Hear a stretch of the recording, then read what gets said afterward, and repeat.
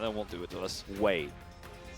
It does start to look like maybe Wait a second. bottom. Hang on. Who is the king chef of T1?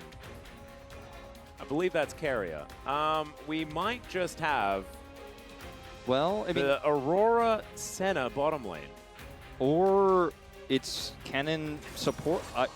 That's we don't know anything, actually. Yeah, in position even more. It's Guma Yasuo, I think, with Faker playing the Aurora mid, and Zeus is going to go top lane into the Rumble here with this one.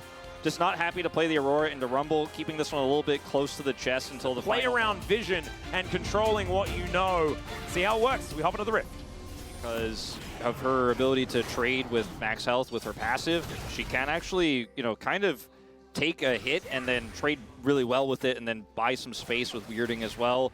We'll see how this matchup plays out. Yeah, we saw a lot of weird stuff like that.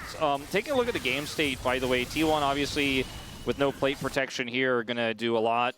Rumble is, you know, just Rumble, so it's hard for him to take plates quickly in general. But he is going to get one, and that will be the TP as the Kennen comes back here top side. Zeus getting a decent amount of experience too, so there's no big gap here in XP. I feel like T1 really won out on this one. A lot of stuff like that. I feel like today has been a little bit of a topsy-turvy one, as Carrier is going to face check here. He had the sweeper, so he had the information, but not a whole lot of options. Uses the heal, uses the piercing darkness, and he gets himself out of there. Gumayusi, on the other hand, having to deal with a lot of different people. The ulti comes through, and that is going to be the execution, and that is first blood, followed swiftly. To block some of that damage. Plus, it's almost similar to like a Draven lane where you're like, well, if I can auto you, even with my low range, I will win the trades, and he does, and he is. As Zeus with a fancy footwork here. Yeah, able to sidestep. Sylvie's coming up, though. It's going to be a 2v2 as the equalizer sort of goes begging. An early ulti from Sylvie, but Zeus is going down low, and Mihail able to grab that kill. It's 2-0, but Sylvie will then swiftly be executed. Faker puts him in a circle. Fisher has made his way up as Faker's looking for some Qs. And I don't think Ona's getting out of this one. Faker now might be in trouble, but does have a turret there. And does have to flash after bouncing back with the weirding. The guy that came up with the whole theory of gravity. He figured out, do you think if Galileo was alive He probably also figured it out. Do you think he would be able to identify Nongshim and Direk spell in the standings at the exact same speed? All right, here we go. He probably would. He's got the calculation for it. Do we have the calculations for whether or not Nongshim should go for this fight, though? That's the real question. As, all right, I think Fisher's saying yes. That's a Magnus Storm that tries to get in there. But Gumayushi's also going to be able to execute the Kai'Sa. Down goes the Rift Herald, but can they keep themselves alive in the fight? That's the question. As Faker and Fisher fighting this one out.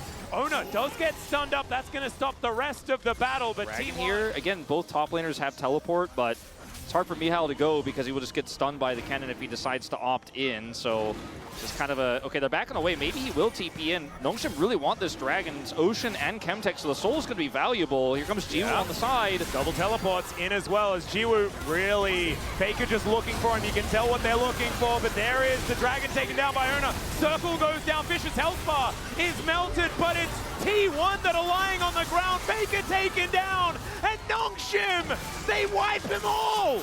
Oh man, this is a disaster for T1. It looked so good. The Aurora ult goes down. And they also have a pretty nice setup for the ultimate for Guma. There's just too much damage in this comp here for Nongshim.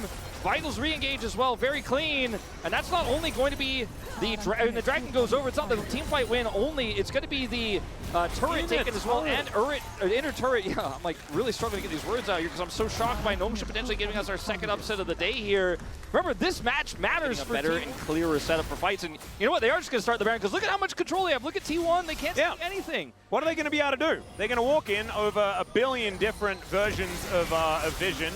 And they witness the fact that the Baron's going down, but it's just going to, Ona almost gets in there. The equalizer is going to stop him from getting out though, and the fate is going to be sealed. Gumayusi tried to dive in, but he's just going to get out via the death chamber. Faker now bouncing around the circle, and Fisher will fall down. Faker's still at full health, but can he actually do it? He bounces over the wall, and he'll just base gate his way to safety? I don't think so. That's going to be Sylvie finding him, and he's not able to get out enough funny business to survive. That's another ace! That's to buy them some space. They do need to play really respectfully, though, of the combos Guma can set up here. Also, Faker's ultimate is still incredibly potent, and it's on a super low cooldown. In goes Fisher, looks for an angle, doesn't quite get it. They're kind of tunneling on this turret. They're a little bit overextended. Yeah, Vital is going to get picked off. Faker just puts him in the circle and executes him. Yeah, a bit of a awkward moment here for Nongshim. The Might equalizer. be the inner turret falling now for Nongshim. It's been their prize for quite some time that they've been looking for, and there it goes. Nongshim secure it. And now with all of this control of the bottom side, it is 3.5 minutes until the next dragon, but that is Soul Point and Hextech Soul available. I mean, so well with the teleport flank. So, you know, Nongshim need to be really careful about clearing wards, like we saw KT do in the previous series. Mihail. There's an equalizer. Ona does go into his Warrior Trickster, but I don't even know whether it's going to be enough. He's healed, but the Magnus Storm from Vital, and they just get into the backline and execute him. Gumayushi is real tired, and he will be taken down. The flash out from Jiwoo gets him to safety, and 2 on the floor here for T1. Yeah, and Fisher's still pushing top side here. A lot of pressure on these inhibitor turrets now. T1 losing a lot of farm, and Fisher fishing, but isn't going to find anything. Not quite yet. There is the flash forward from Faker, and he's just going to kill Jiwoo. Bye-bye, Jiwoo. That was a clean play from Faker. Yep, you're not allowed to be an AD carry when Aurora is on the roof. Jiwoo kind of overstepping his bounds here just a little bit, and he just pops on it. So flashes forward so he can get the get in the right position. As, all right, Nongshim starting off yet another Baron, and Mihail with these harpoons able to keep Carrier at bay. This is just gone. There's nothing they can do about it. The equalizer comes in just to make sure, and there's the dash forward from Fisher. He just executes Carrier in the back line. Zeus is also going to try and do something, but he melts. And that is all of the kills, all of the time for Nongshim. More of them raining through as Gumayushi trying to dash around, but his brother will take him out of the fight. And now T1 once again, a clean ace. And Nongshim are just playing better. Yep, they certainly are. The draft was pretty eclectic from T1. I definitely think it could have worked out, but it just got completely owned by this Rumble pick. They took the Aurora, and it'll be the first loss of Aurora here in the LCK. Nongshim with a huge upset win. If you're a T1 fan, this is not what you wanted to see on Faker's return here in Week 8. Is Nongshim once every blue moon you see a Nongshim win, right? It feels like, so we get excited when this team is playing well, especially when all the moving parts are working. But an upset win over a team like T1, an elite team, that's like a solar eclipse level of rare, and we saw it in this first game. T1 with a risky draft. Again, I think the draft was pretty good, but it just did not work out.